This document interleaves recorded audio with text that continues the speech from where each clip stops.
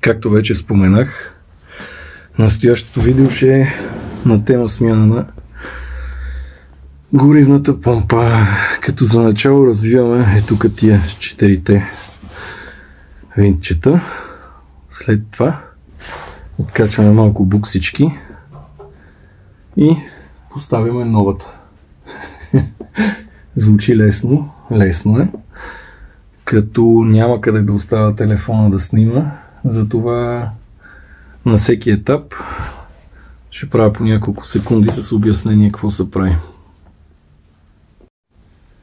Така, след като свалим 4-те винчета, стигаме до тук. Винаги е така мърлявщина. Следващата стъпка е вдигаме това. Малко е трудно с едната ръка, кари. И откачаме това конекторче. Сега със сигурност няма да успея така. Затова откачаме го. След това откачаме. Тук стискаме с клещите.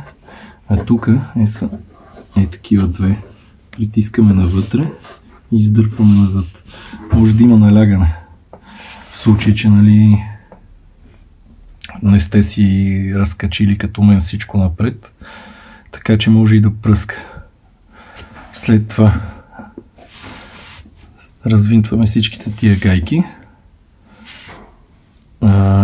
Филтъра се изважда като го повдигнем леко, поместим назад и диагонално го изваждаме. Като стигна до там, продължаваме. Ето как изглежда. Всичко свалено. Ето и разликата в размера, който ще си окаже малко влияние заради това маркуч, но ще ви разкажа по-нататък. Сега откачаме тук това. Сваля се насам.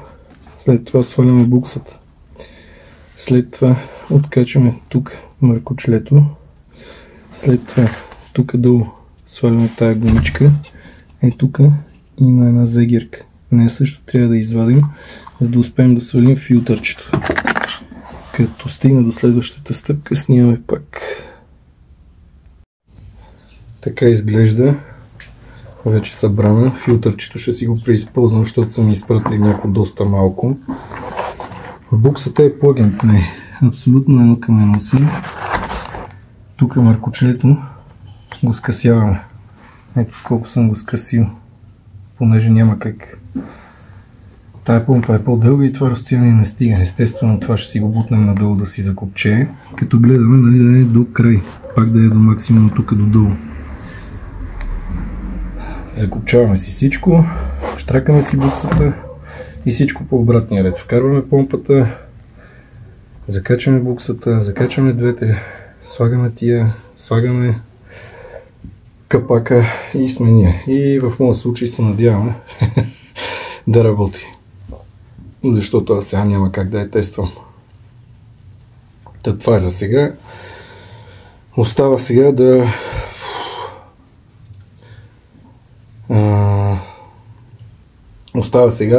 да ми качат инсталацията. Като всичко го имам. Компютри, глупости, знаете. Преходни инсталации, двигателна инсталация. Всичко го имам. Въпросът е този пич, кога ще има време да ми я качи.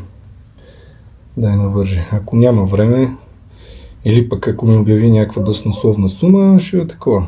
Ще си я навърже сам. Обаче на този етап, едно, че не ми се занимава, друго, че няма време, трето, че не съм толкова добър в тази част. Това е за сега. Чао! До следващия път.